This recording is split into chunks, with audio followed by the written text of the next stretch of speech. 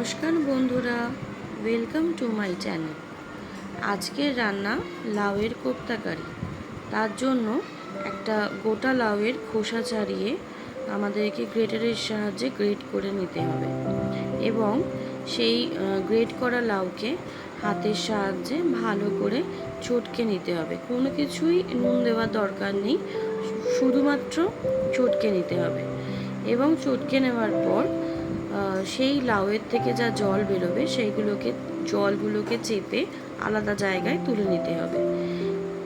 তার মধ্যে আমাদেরকে পেঁয়াজ কুচি, ধনে গুঁড়ো, জিরে গুঁড়ো, লঙ্কার গুঁড়ো এবং অল্প সামান্য হলুদ দিয়ে এবং পরিমাণ মতো বেসন দিয়ে, প্রথমে অল্প অল্প করেই আমরা বেসন দিয়ে লাউটাকে মেখে নেব এবং তার সঙ্গে আমরা অল্প একটু চিনিও যোগ করব।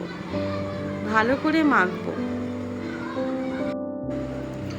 আমরা এইভাবে মাখতে মাখতে দেখব যখন আমার আরও একটু প্রয়োজন হবে বেসনের, তখন আমি আরও একটু বেসন দেব এবং তার মধ্যে জোয়ানও দেব। জোয়ান দিলে কোফতাটা খেতে ভালো স্বাদ হবে এবং আপনারা চাইলে কাঁচা লঙ্কা কুচিও দিতে পারেন। এবং সবশেষে আমরা নুন দিয়ে মাখবো, তার আগে নুন দেব না, কারণ জল ছেড়ে যাবে। এরপরে আমরা মাখার পর কোফতাগুলোকে গড়ে নিয়ে গরম তেলে, ডুবন্ত তেলে আমরা কোফতাগুলোকে লাল করে ভেজে নেব।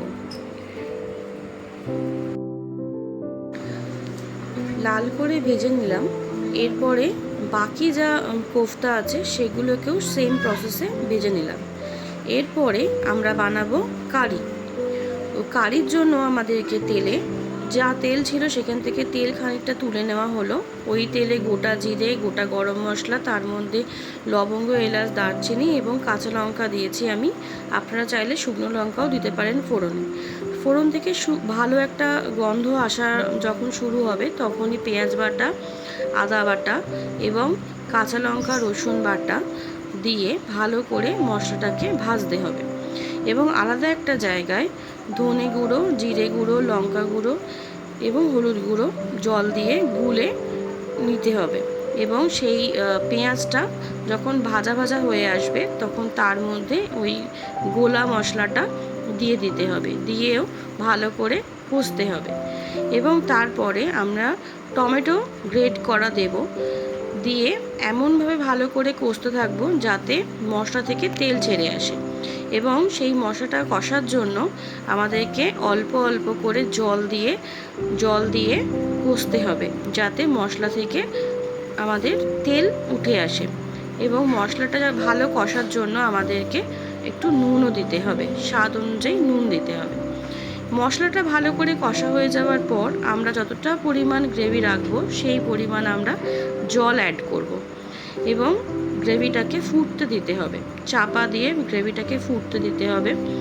এবং গ্রেভিটা যখন ফুটবে সেই সময় আমাদেরকে নুন আর মিষ্টিটাকে চেক করে নিতে হবে। যদি প্রয়োজন লাগে তাহলে একটু মিষ্টি অ্যাড করতে হবে। ওই গ্রেভির মধ্যে আমরা কোফতাগুলোকে ছেড়ে দেব। কোফতা দিয়ে কিন্তু বেশি ফোটানো যাবে না। কোফতা দিয়ে আমরা কিছুক্ষণের জন্য ঢাকা চাপা দিয়ে দেব এবং তারপরে ঢাকা খুলে আমরা ঘি আর গরম মশলা সহযোগে পরিবেশন করব। এখানে আমার কাছে গরম মশলা ছিল না, তাই আমি দিতে পারিনি। আপনাদের কাছে থাকলে আপনারা গরম মশলা অ্যাড করবেন, তাতে খাবার টেস্ট বাড়বে।